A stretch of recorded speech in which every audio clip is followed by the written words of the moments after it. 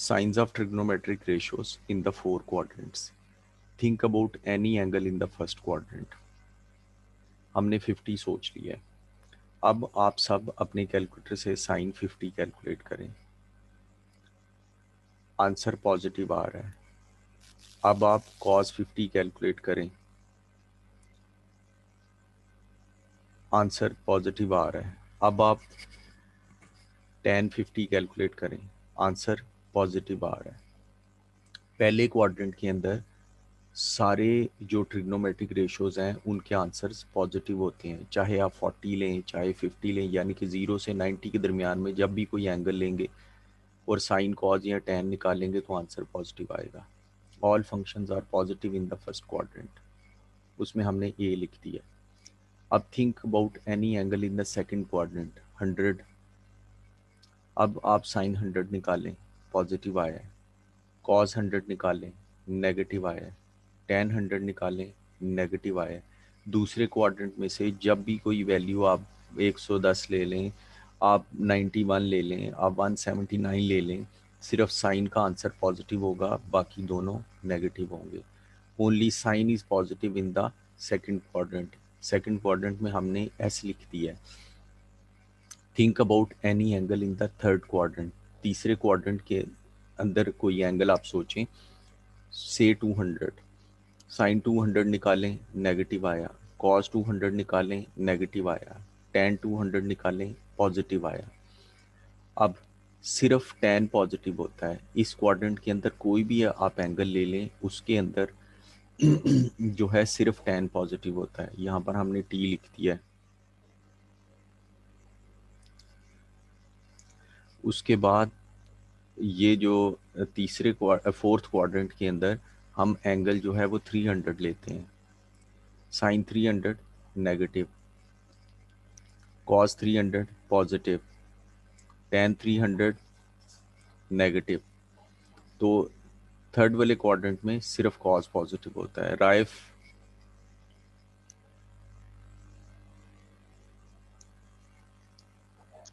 हाँ जी सर। ये मैं रिवाइज कर रहा हूँ आपके लिए। बेटा अब हम देख रहे हैं कि पहले क्वाड्रेंट में कौन कौन सा फंक्शन यानी कि साइन कॉस tan पॉजिटिव होता है, दूसरे क्वाड्रेंट में, तीसरे क्वाड्रेंट में और फोर्थ क्वाड्रेंट में। अगर हम पहले क्वाड्रेंट का कोई एंगल लें तो उस पर साइन कॉस tan लगाएं, तीनों पॉजिटिव आएंगे। दूसरे क्वाड्रेंट का कोई एंगल लें, 100 ले लें, उस पर साइन 100 निकालें, कॉस 100 निकालें, tan 100 निकालें, सिर्फ साइन पॉजिटिव आएगा। तीसरे क्वाड्रेंट के अंदर सिर्फ tan पॉजिटिव होगा। और ये फोर्थ क्वाड्रेंट में से हमने 300 पिक किया था।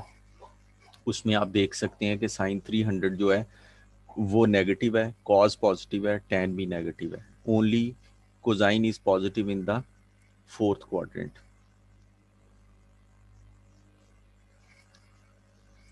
अब ये ASTC याद रखना है। ASTC, ASTC। We can memorize this fact with the help of the following sentence. Add sugar to coffee. पहले में all, दूसरे में sin, तीसरे में tan और फोर्थ के अंदर जो है वो cos पॉजिटिव होता है। ये हमारा आज का पहला जो है वो था। इससे आपने फर्स्ट 2 क्वेश्चंस करने हैं अपनी एक्सरसाइज के। अब हम एक्सरसाइज की तरफ मूव करते हैं और वहां पर देखते हैं वहां पर किस तरह के क्वेश्चंस हैं। अब वो कहते हैं बताएं साइन 230 पॉजिटिव होगा या नेगेटिव होगा। राइफ बताएं कि 230 क्वाड्रेंट नंबर कौन से में आता है। सर 230 थर्ड क्वाड्रेंट में आता है और इसके अंदर 10 पॉजिटिव होएगा। और साइन 230 नेगेटिव होगा। इसी तरह साइन 160 जो है वो क्वाड्रेंट नंबर 2 के अंदर आता है। इसका जब हम इसे कैलकुलेटर से निकालेंगे तो ये पॉजिटिव आएगा। हमने सिर्फ ये बताना है ये पॉजिटिव है या नेगेटिव है। अब tan -155। जी हुजैफा बताएं बेटा tan -155 कौन से क्वाड्रेंट में आता है।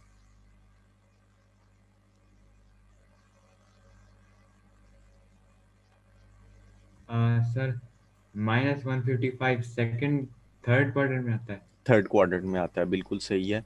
और tan -155 पॉजिटिव होगा या नेगेटिव होगा। tan पॉजिटिव होगा। बिल्कुल सही है, क्योंकि थर्ड क्वाड्रेंट में tan पॉजिटिव होता है। ये जी हमारा पहला क्वेश्चन हो गया। सेकंड क्वेश्चन के अंदर वो कहता है कि for each of the following conditions determine the quadrant और possible quadrants in which they must lie. अब tan अगर पॉजिटिव है तो कौन कौन सा क्वाड्रेंट होगा जी? यान मुजफ्फर आप बताएं बेटा। सर थर्ड क्वाड्रेंट होगा। और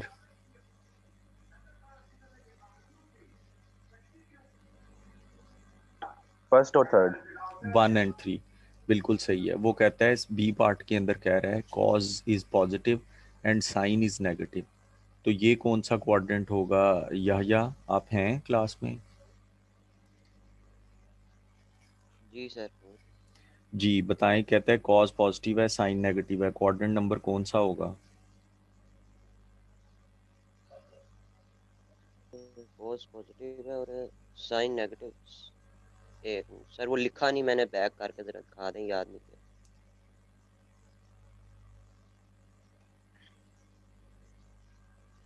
नजर आ रहा है आपके? नहीं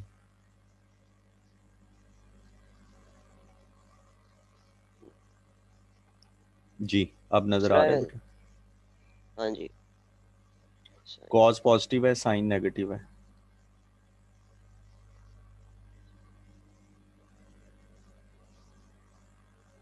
सर ये चौथा होगा। बिल्कुल सही है।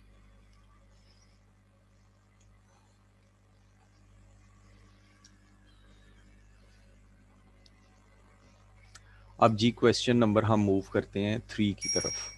पहले 2 क्वेश्चंस हमारे हो चुके हैं।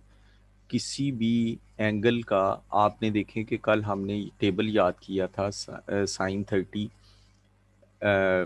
साइन 45, कॉस 60, उसकी वैल्यूज़ थी 1/2, 1/√2, √3/2। दूसरी लाइन में वैल्यूज़ लिखी हुई थी √3/2, 1/√2, 1/2।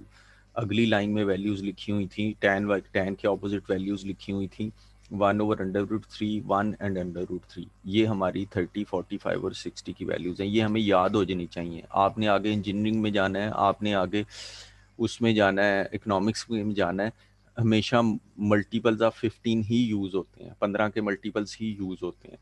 और अगर ये टेबल आपको याद होगा तो आपकी calculation many many times fast हो जाएगी।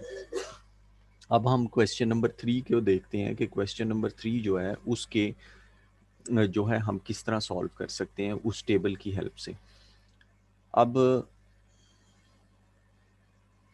साइन tan 300 है ना, बताएं ये पॉजिटिव होगा या नेगेटिव होगा?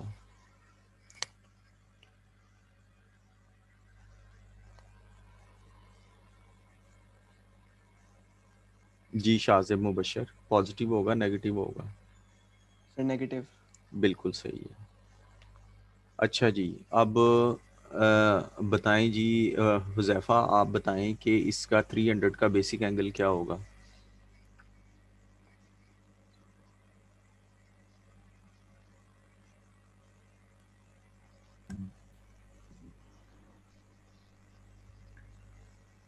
Seventy degree. फिर सोचें। हमजा बड़ाइच आप बताएं कि 300 का बेसिक एंगल क्या होगा? तो 60। बिल्कुल सही है। 360 के साथ बनेगा बेसिक एंगल, या 360 के साथ बनता है या 180 के साथ बनता है? तो 360 के साथ इसका डिफरेंस जो है वो 60 है, तो इसका आंसर tan 60 के इक्वल होगा।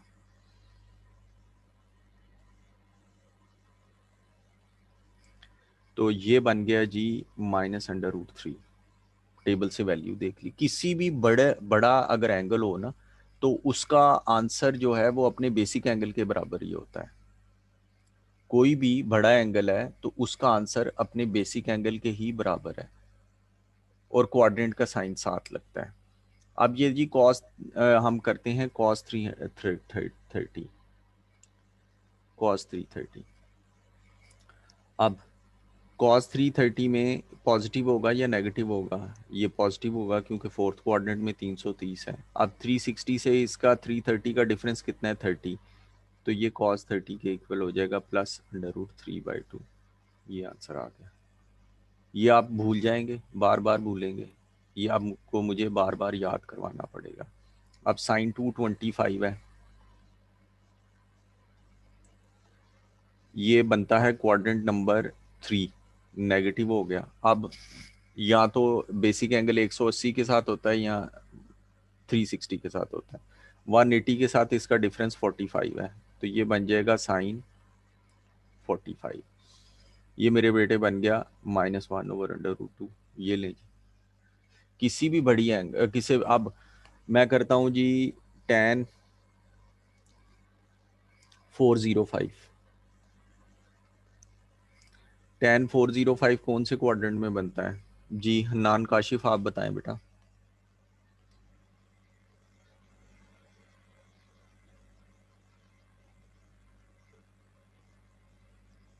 हन्नान काशिफ, जुहेब आप बताएं कि 405 कौन से क्वाड्रेंट में बनता है बेटा? सर वो दोबारा फोर्थ क्वाड्रेंट में चला जाएगा। नहीं, फर्स्ट में चला जाएगा। जी सर। देखें ना, जो हम लिखते हैं इस तरह, इसके क्वाड्रेंट्स हम बनाते हैं, ये 0, 90, 180, 270, 360, यहाँ पर 450 आ जाता है, तो 405 एग्जैक्टली इसके मिडल में आता है और इसका बेसिक एंगल 45 बनता है। इसका क्वाड्रेंट नंबर ये 1 के अंदर चला जाता है बेटा। जी सर। तो ये क्या होगा? पॉजिटिव होगा, और इसका बेसिक एंगल क्या है? 45 डिग्री है, यानी कि प्लस tan 45 डिग्री। अगर कोई भी एंगल मल्टीपल ऑफ 15 है तो हम उसकी एग्जैक्ट वैल्यू आराम से इस मेथड से निकाल सकते हैं। ये जी, ये था क्वेश्चन नंबर 3। अब है जी क्वेश्चन नंबर 4।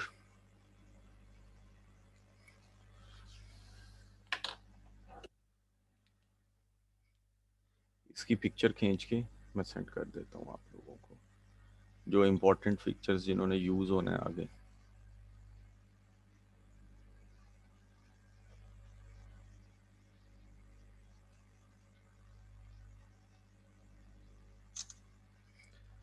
अब है अब आगे ट्रायंगल वाले क्वेश्चंस हैं, उनको हमने किस तरह डील करना है।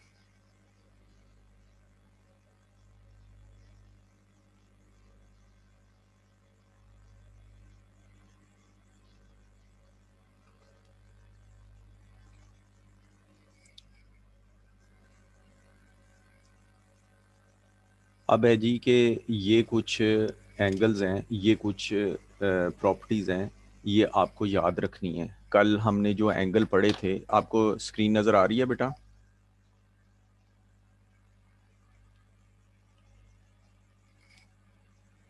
बेटा स्क्रीन नज़र आ रही है आप लोगों को? जी सर। जी सर। अच्छा जी, जी अब सर। इसमें देखें, ये हमने कल पढ़ा था कि sine 90 minus theta is equal to cos theta, complementary angles के मुतालिक पढ़ा था। फिर हमने बेटा पढ़ा था sine cos 90 minus theta is equal to sine theta, tan 90 minus theta is equal to 1/tan theta. यानी कि अगर आपके पास जो है वो साइन 75 की वैल्यू है तो कॉस 25 की वैल्यू भी आप निकाल सकते हैं, वो इक्वल होगी। इस तरह आगे आपने, ये हम ग्राफ्स पढ़ेंगे तो नीचे वाले 3 ज़्यादा क्लियर होंगे।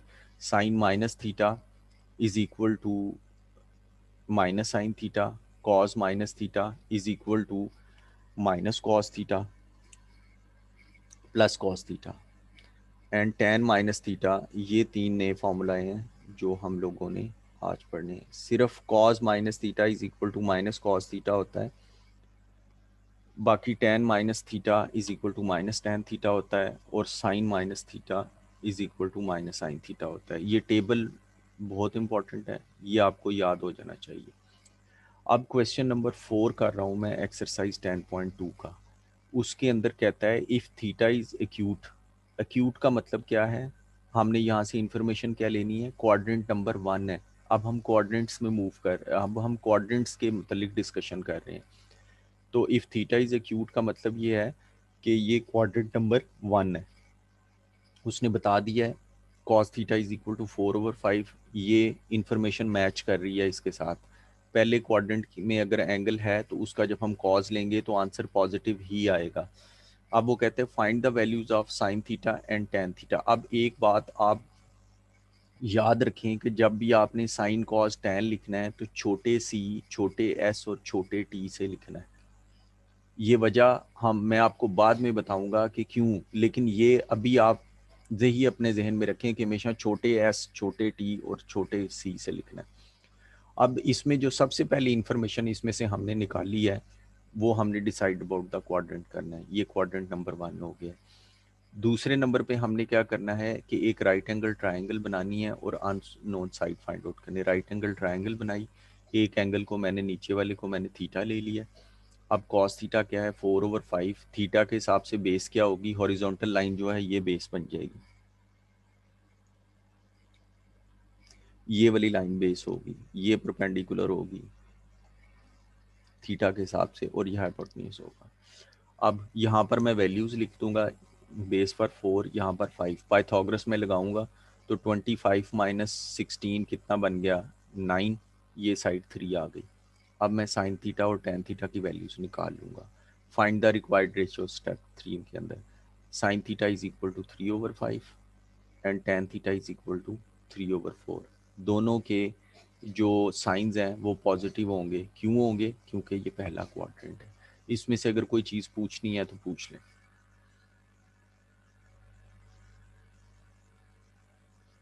चलें जी, नेक्स्ट क्वेश्चन की तरफ हम मूव करते हैं।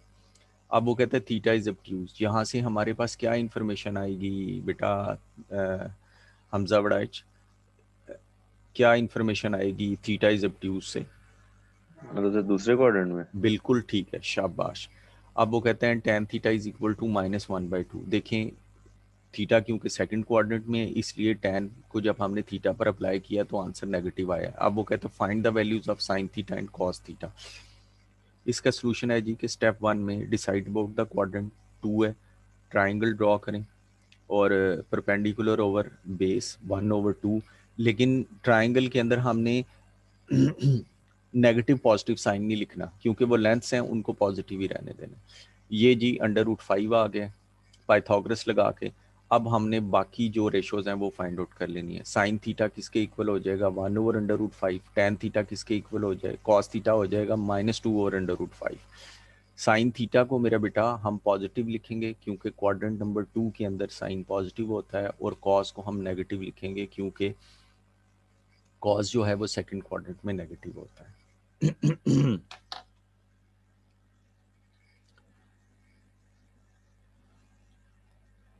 तो सर कभी उसने आपको पूछ लिया कि थीटा इज रिफ्लेक्स, तो हमें कैसे पता चलेगा कि थर्ड है या फोर्थ है क्वाड्रेंट? इंफॉर्मेशन दी होगी उसने, साथ दी हुई है इंफॉर्मेशन, क्वेश्चंस हैं ऐसे और इंफॉर्मेशन भी दी हुई है। अब वो कहते हैं given that tan a is equal to -5/2। अब यहाँ से मेरे जहन में आया या तो ये दूसरा क्वाड्रेंट है या ये फोर्थ क्वाड्रेंट है, ये मेरे जहन में आ गए।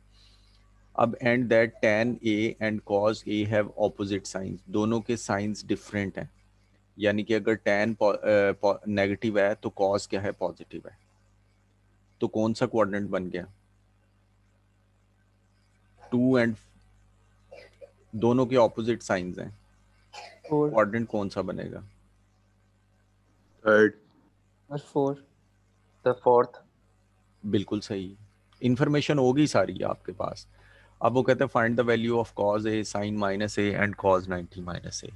अब वो कहते हैं कि डिसाइड अबाउट द क्वाड्रेंट, वो 4 आपने डिसाइड कर लिया। ड्रॉ द ट्राइंगल, एक एंगल को a मार्क किया, ये 5/12 हो जाएगा और वो पाइथागोरस से 13 आ जाएगा। अब हमने cos a की वैल्यू निकालनी है। cos a किसके इक्वल होगा 12/13, और ये पॉजिटिव होगा क्योंकि फोर्थ क्वाड्रेंट है। उसके बाद साइन -a की वैल्यू निकालनी है। साइन -a माइनस साइन a के इक्वल होता है, और साइन a की वैल्यू नेगेटिव होगी, लेकिन एक माइनस साइन बाहर भी पड़ा हुआ है, तो वो फाइनल आंसर उसका साइन -a का 15/13 आ जाएगा। cos 90 -a निकालना है। cos 90 -a जो है बेटा वो साइन a के इक्वल होता है, और साइन a की वैल्यू जो है वो बेटा -5/13 के इक्वल है। ये जी, ये आपका सारा काम है, ये काम ख़त्म हो गया आपका। अगर आपने इसमें से कुछ पूछना है तो पूछ लें।